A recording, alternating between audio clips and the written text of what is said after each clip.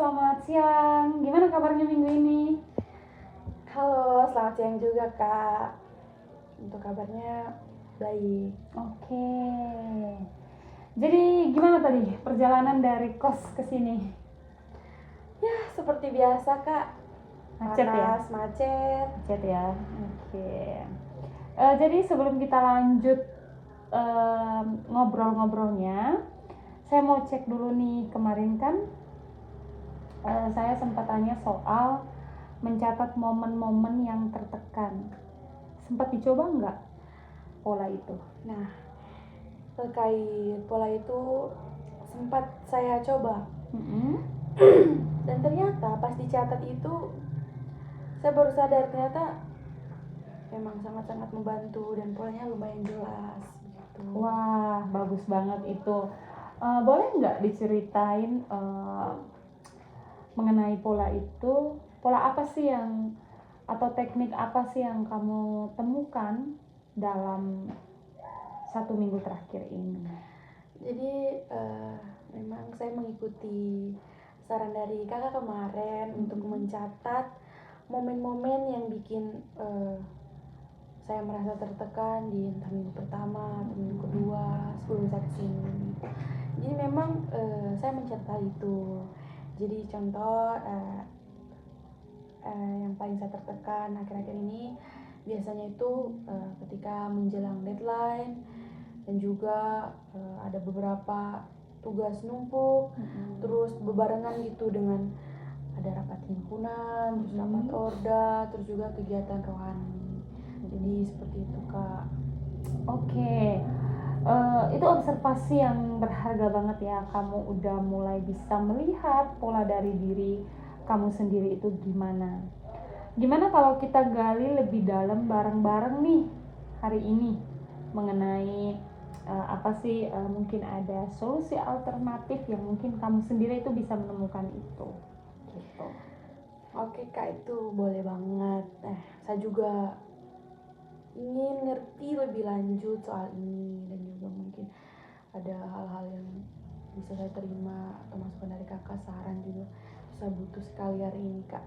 Oke. Tapi sebelum kita masuk nih, sebelum kita lanjut nih,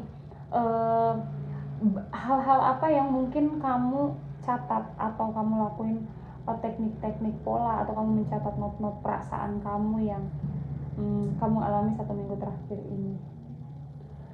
Mungkin kalau itu misalnya seperti tadi misalnya mungkin minggu pertama kayak saya mencatat apa yang membuat saya jadi entah itu keteteran atau kecapean, seperti mungkin saya mencatat tugas numpuk terus barengan dengan jadwal rapat. Jadi saya menulis mungkin ada tugas ini, terus di hari ini atau di jam ini ada rapat himpunan, terus juga rapat orda. Jadi setiap minggu saya selalu melakukan itu. Mungkin misalnya minggu ini tidak ada tugas tapi lebih ke jadwal pertemuan gitu. Jadi gitu sih Kak. Oke, berarti ketika kamu mencatat itu kamu merasa itu tuh sudah mulai terstruktur, jadi kamu udah mulai bisa memanajemenkan waktu kamu ya? Ya lumayan sedikit demi sedikit lah. Oke, nggak apa-apa ya. Oke, tadi kamu bilang itu banyak tertekan pas deadline numpuk sama jadwal himpunan. Coba dong kamu bisa nggak ceritain biasanya apa sih yang kamu lakukan pas lagi di titik itu ketika kamu merasa tertekan dalam deadline-mu, dalam rapat organisasimu? Coba, boleh nggak? Untuk itu Kak, biasa kalau misalnya deadline itu kan pastinya selalu begadang. Biasanya jadi begadang gitu, kadang pulang kampus itu langsung ngerjain tugas. Jadi kadang saya juga sampai lupa makan karena saking fokusnya untuk ngejar deadline, karena tugas juga setiap hari ada gitu. Jadi kadang lupa makan, lupa istirahat, jadi nggak jaga kesehatan gitu. Jadi memang kondisi fisik kamu juga ikut dampaknya ya. Kalau soal pikiran itu biasanya apa sih yang muncul di kepala kamu saat lagi tertekan gitu? Jadi gini Kak, mungkin kadang tuh saya tuh selalu berpikir seperti ini, kalau saya tuh nggak menyelesaikannya dengan sempurna, itu nanti nilai saya jelek, jadi nggak sesuai ekspektasi saya juga. Jadi saya tuh suka ngerjainnya tuh berkali-kali, jadi kayak memastikan apakah yang saya kerjain pertama ini benar atau tidak gitu. Jadi sampai saya puas dengan jawaban yang saya kerjakan, baru saya berani menyelesaikan tugas itu. Oke. Jadi kamu sendiri itu punya jadi ada kayak semacam standar tinggi yang kamu pegang buat diri sendiri ya. Menurut kamu standar ini tuh muncul dari mana? Oke Kak, sebelum saya lanjut, mungkin saya Mungkin coba pikirkan pelan-pelan ya, aja. karena memang bisa. itu dari lama sih, jadi saya butuh waktu untuk menceritakan itu semua Kak. Oke, boleh. Mungkin dipikirin baik-baik dulu ceritanya seperti apa, kemudian yang tadi saya tanyakan standar tinggi yang kamu pasang buat diri kamu sendiri itu, standarnya itu muncul dari mana. Mungkin ya kita masih banyak waktu, jadi pelan-pelan saja kita bercerita. Kamu bercerita pada saya, mungkin mau tarik napas, minum air putih dulu. Nggak Saya boleh minum air putih nggak? boleh.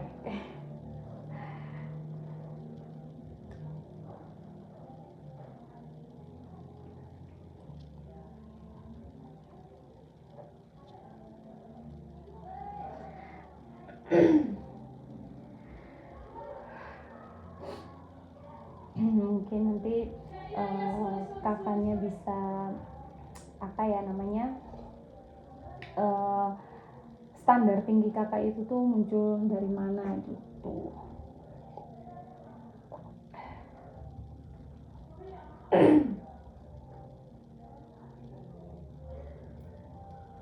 Nggak apa-apa, kita karena masih banyak waktu, jadi pelan-pelan aja. Oke Kak, maaf ya Kak. Iya, nggak apa-apa.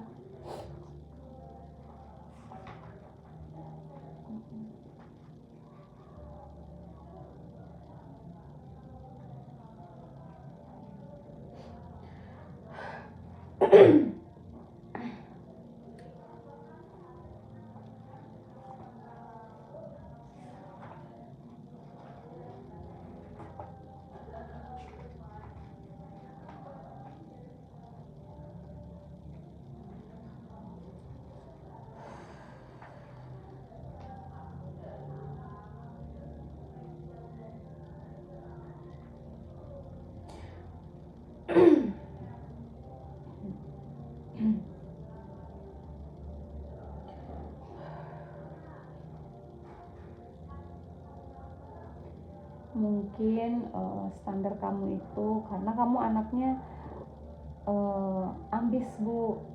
Karena saya anaknya ambis, saya pengen mencoba segala sesuatu gitu. Itu kan bisa jadi standar kamu, karena kamu tuh pengen menyelesaikan itu tuh, semua kegiatan kamu itu tuh secara maksimal.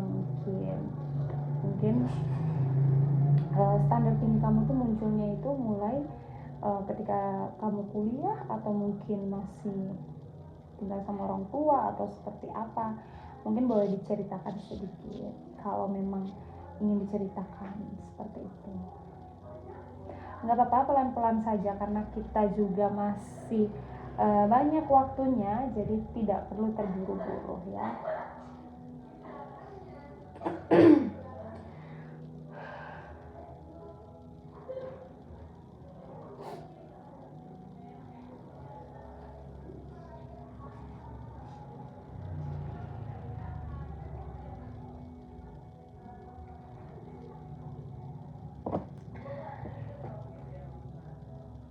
Oke Kak, mungkin saya mulai cerita. Mungkin itu dari kebiasaan saya dulu. Memang hal itu tuh muncul, standar tinggi itu muncul dari SMP Kak. Itu dari kelas 2 atau kelas 3 SMP. Jadi mungkin karena di situ saya udah mulai terlihat potensi saya, mungkin karena dulu kan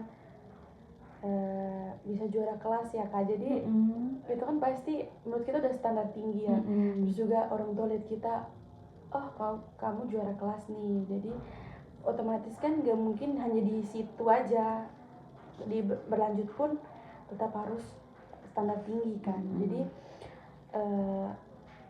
itu membuat saya tuh harus serba maksimal. Jadi mulai dari saya kelas, itu kalau nggak salah dari kelas 2 SMP sampai saya SMA pun itu saya masih kejar-kejaran dengan hal itu. Padahal saya tuh jujur sebenarnya anaknya nggak terlalu ambis sebenarnya. Mungkin karena ya berawal dari situ, terus dari orang tua juga, orang tua mulai merasa oh ternyata kamu pintar.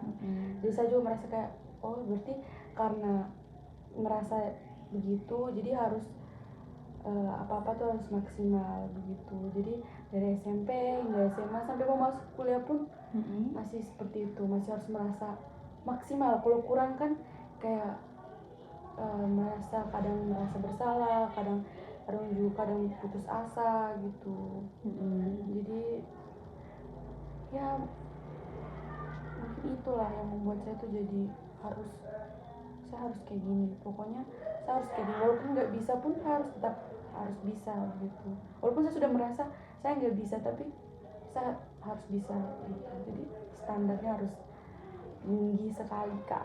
Oke, berarti dari SMP sampai SMA berlanjut sampai kuliah itu masih punya standar tinggi. Kayak tadi kamu udah ceritakan bahwa ketika kamu merasa dianggap pintar oleh kedua orang tua kamu menganggap kayak segala sesuatu bisa saya capai gitu ya, walaupun punya perasaan kayaknya nggak bisa deh, tapi tetap berusaha untuk melakukan hal itu gitu ya. Oke, menarik.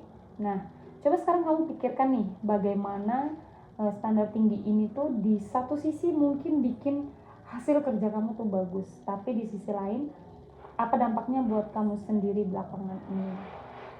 Mungkin bisa berdampak dari waktu, mungkin bisa berdampak dari fisik. Itu semua bisa saja terjadi perubahan karena apapun itu ketika kamu mau mencapai sesuatu yang maksimal pasti akan ada dampak baik dan dampak tidak baiknya. Kira-kira apa sih yang sedang kamu rasain sekarang? Oke Kak. Tidak apa-apa, kita pelan-pelan saja, yang penting kamu bisa menyampaikannya dengan baik, dengan kenyamanan kamu, seperti itu. Mungkin untuk itu memang dari sisi yang baiknya mungkin hasil yang saya terima itu bagus. Terus menerima apresiasi dari orang tua juga bagus. Jadi mungkin sisi baiknya seperti itu. Jadi saya merasa kayak diapresiasikan lah dari orang tua. Tapi mungkin karena saya terlalu mengusahakannya dengan berlebihan gitu, jadi akhirnya berakibat ke saya sendiri, ke kesehatan juga. Jadi saya juga gampang capek, terus susah tidur karena memang selalu kepikiran kan, karena aduh ini udah sempurna, ini udah betul atau enggak, ini udah sempurna atau enggak, ini udah sesuai ekspektasi saya atau enggak. Takutnya sudah kerjain capek-capek ternyata tidak sesuai ekspektasi, jadi over. Jadi setiap malam tuh kalau misalnya ada deadline atau kerjaan tugas yang mungkin menurut saya itu sangat susah, itu yang membuat saya selalu over. Mau istirahat juga kadang susah, udah tidur kadang kebangun untuk kayak pikiran lagi, untuk cek lagi. Jadi seperti itu Pak. Oke, baik. Terima kasih sudah ngobrolin ini sejujurnya. Selain dari tugas, gimana dengan waktu kamu untuk istirahat atau hal-hal yang di luar kuliah kayak himpunan? Kira-kira ada nggak yang itu juga, kegiatan itu juga yang mempengaruhi visi kamu, mungkin kebiasaan kamu seperti itu? Ada nggak? Jujur itu hampir nggak ada sih Bu.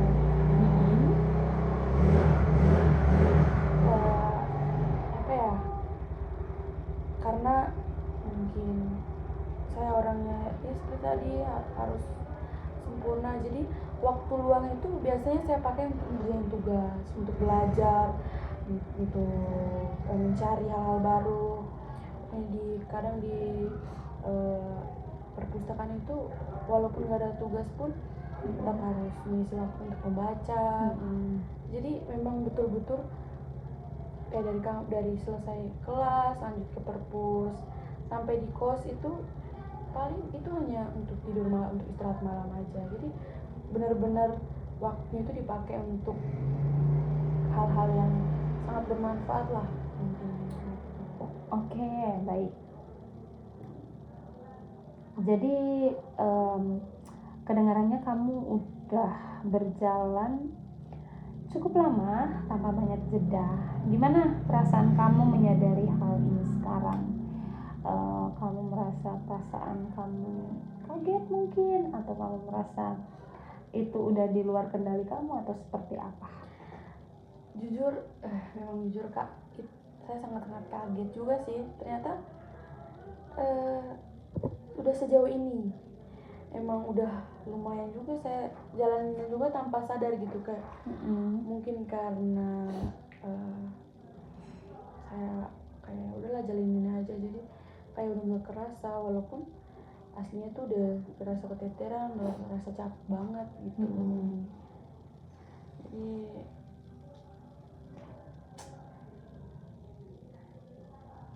tapi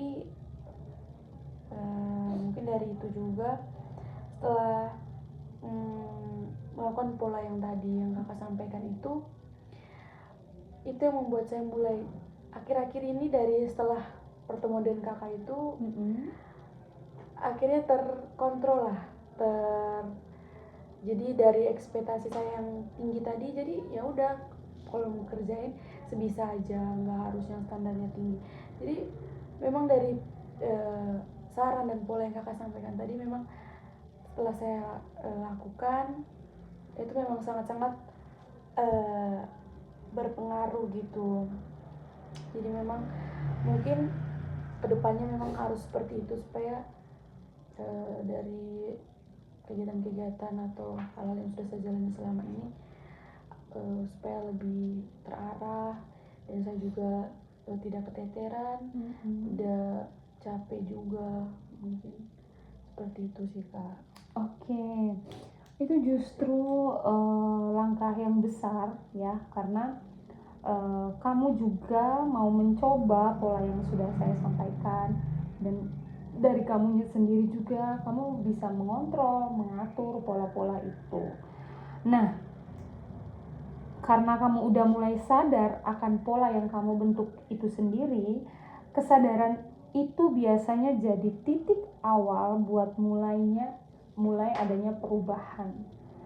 Jadi di sini, karena semua yang kita obrolkan, coba kamu bisa simpulkan sendiri nih, kira-kira apa sih yang sebenarnya kamu inginkan ke depannya terkait cara kamu menjalani kuliah dan tugas-tugas ini, terkait kamu membagi waktu, memanajemenkan waktu, tenaga dengan tugas kuliah, dengan kegiatan internal dan eksternal kamu.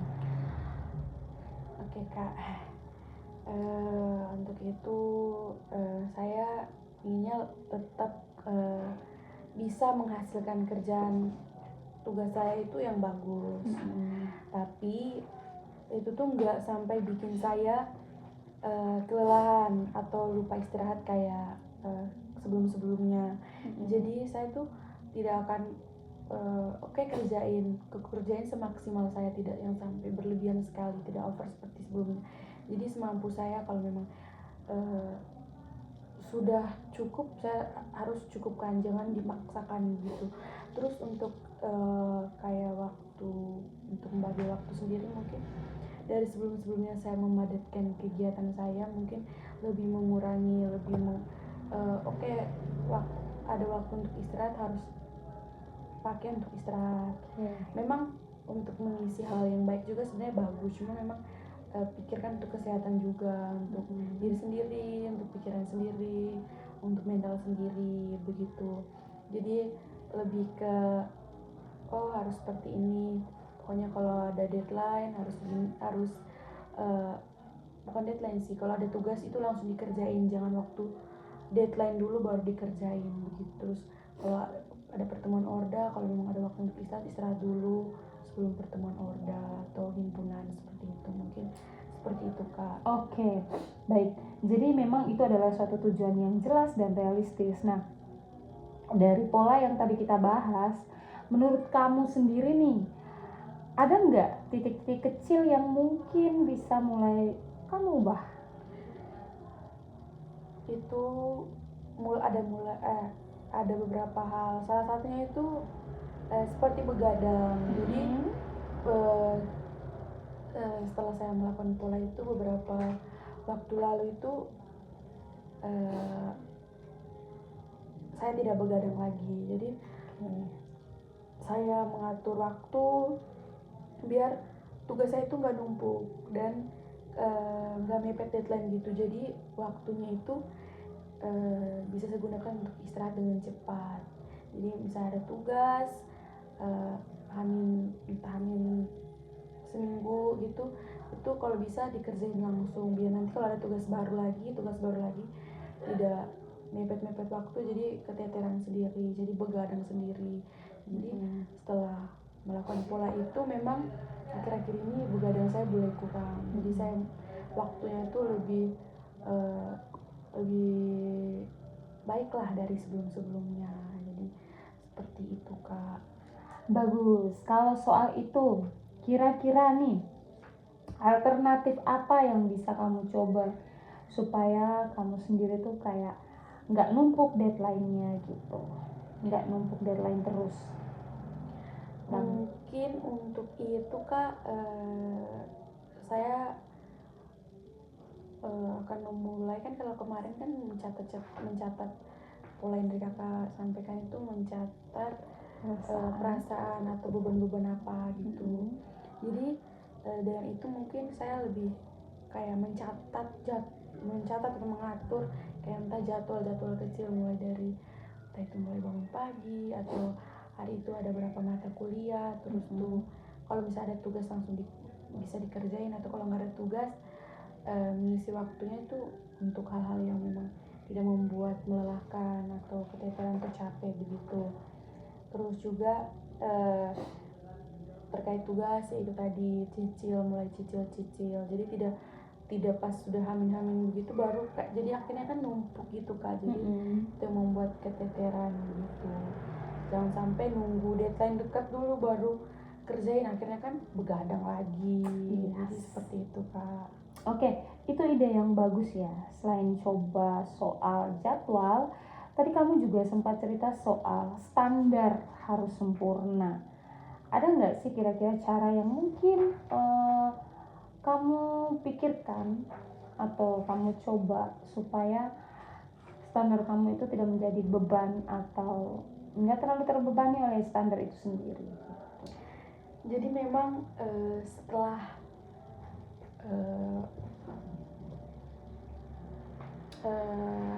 setelah mencoba pola yang Kakak sampaikan kemarin, memang saya berpikir sejenak untuk kayak di kuliah kan memang SMP SMA itu memang dituntut untuk mungkin standarnya tinggi ya. Tapi kan kalau di kuliah tuh sebenarnya tidak terlalu menuntut hal itu, hanya mungkin karena kebiasaan jadi membuat akhirnya di kuliah juga terbawa gitu. Dan akhirnya setelah kemarin pertemuan pertama, terus pola yang Kakak sampaikan juga, akhirnya saya berpikir juga kayak ternyata pola yang ini maksudnya pola yang sebelum yang dari SMA itu sebenarnya itu tidak usah lah dipaksakan di kuliah gitu. Jadi saya mulai membatasi begitu, jadi tidak harus sempurna, tidak terlalu harus standarnya tinggi. Pokoknya saya tuh membatasi diri, jadi kasih batas waktu. Jadi kalau ngerjain tugas, jadi saya nggak ngulang seperti sebelum-sebelumnya kan ngulang-ulang terus, harus cek berulang-ulang ini sudah pas atau belum, udah sempurna atau belum. Jadi sekarang tuh kayak oh oke, ini cukup aja gitu, udah cukup. Nggak usah yang kayaknya udahlah gitu, nggak harus yang tinggi. Intinya ada nilai aja itu udah cukup. Nggak harus A B aja itu udah cukup sih Kak. Gitu sih, Kak. Baik. Nah, itu langkah yang berani, karena artinya kamu tuh mulai berani menerima hasil yang cukup baik, bukan harus selalu sempurna. Ada lagi nggak kira-kira alternatif lain yang misalnya mungkin soal waktu istirahat, karena tadi juga sudah sempat menyinggung itu fisik kamu juga terganggu karena tadi begadang itu tadi sendiri. Ada nggak kira-kira kamu untuk menanggulangi cara kamu mengantisipasi itu? Nah, untuk itu sih Kak memang saya coba sisin waktu. Jadi waktu khusus untuk buat istirahat itu kapan-kapan, maksudnya misalnya mungkin setelah kelas itu sisin waktu lah untuk istirahat dulu, baru lanjut entah itu ngerjain tugas. Pokoknya di sela-sela itu jangan terlalu yang padat banget. Jadi sisin waktu mungkin dari pagi ke siang, sisin waktu untuk istirahat juga, siang ke sore, ke malam juga. Jadi pokoknya seperti itu, kayak mungkin 30 menit sehari buat istirahat. Pokoknya seperti itu Kak. Jadi mulai nyisin waktu untuk istirahat juga. Oke, bagus. Jadi sekarang kamu memang punya beberapa langkah kecil yang bisa dicoba, dari menyusun jadwal supaya tugasnya numpuk, kemudian kamu bisa memberi batasan waktu supaya nggak terus-menerus kamu harus merevisi tugas kamu, dan menyisihkan waktu kamu untuk beristirahat. Nah, itu progres besar dari sesi pertama kita kemarin, sehingga kamu sendiri memiliki gambaran seperti itu ya. Oke. Oke Kak. Saya juga rasa seperti itu dari yang kemarin, dari pertemuan kemarin itu. Jadi saya tuh tahu, saya maksudnya lebih jelas gitu. Sekarang tuh mulai dari mana, arahnya kemana, sampai kemana, terus tuh. Jadi mikirnya nggak hanya ke hal-hal yang maksudnya pencapaian juga, tapi mikirin ke kesehatan juga. Oke. Baik. Jadi memikirkan sesuai dengan kebutuhan dan porsinya masing-masing ya. Oke. Jadi rangkumannya hari ini tuh kamu berhasil mengenali pola yang bikin kamu tertekan, yaitu kamu sendiri mengkombinasi antara jadwal yang tumpuk dan standar tinggi yang kamu pasang untuk diri kamu sendiri dari kamu SMP, SMA, sehingga kamu bawa itu ke kuliah. Tetapi ketika di waktu kamu kuliah itu justru malah berdampak ke kesehatan, berdampak ke fisiknya kamu gitu. Nah, dari situ kamu juga sudah menemukan beberapa langkah kecil yang bisa kamu coba, seperti menyusun jadwal lebih awal, kemudian kamu memberi batas revisi tugas, dan kamu menyisihkan waktu untuk kamu istirahat. Iya Kak, itu betul sekali. Pokoknya saya merasa puas lumayan merasa puas akhir-akhir ini. Oke, jadi saya senang sekali melihat progresmu hari ini. Kemudian untuk pertemuan berikutnya, kamu boleh coba jelaskan langkah-langkah kecil tadi. Nanti kita bahas hasilnya dan lihat apakah ada penyesuaian yang perlu dilakukan, atau itu memberi dampak yang baik atau dampak yang kurang buat kamu. Dan terima kasih banyak, kamu sudah mengeksplor hari ini. Sampai ketemu di pertemuan berikutnya. Nanti ini karena kita ada kamera, tetapi nanti untuk pertemuan berikutnya kita tanpa kamera, kita bisa lebih mengeksplor banyak hal, kita bisa lebih bercerita banyak hal, yang dimana kamu bisa mungkin akan lebih nyaman, akan lebih, ketika kamu sudah menjalani pola-pola ini tadi, Ketika kamu sudah menemukan alternatif dan solusi dalam diri kamu sendiri yang kamu ungkapkan tadi, mungkin kamu nanti bisa praktekkan, lakukan sehingga itu bisa menanggulangi apa yang sedang kamu rasakan saat ini. Terima kasih banyak atas kepercayaannya. Sampai ketemu di pertemuan selanjutnya ya. Oke baik Kak, saya juga menyampaikan terima kasih banyak karena mungkin beberapa hal yang telah Kakak sampaikan, saran, masukan, pola juga itu juga bisa berdampak untuk saya. Dan terkait hal tadi mungkin akan saya coba mulai dari awal lagi, jadi seperti itu Kak. Oke, terima kasih banyak. Sampai ketemu di pertemuan selanjutnya ya. Selamat siang. Oke Kak, selamat siang. Oke.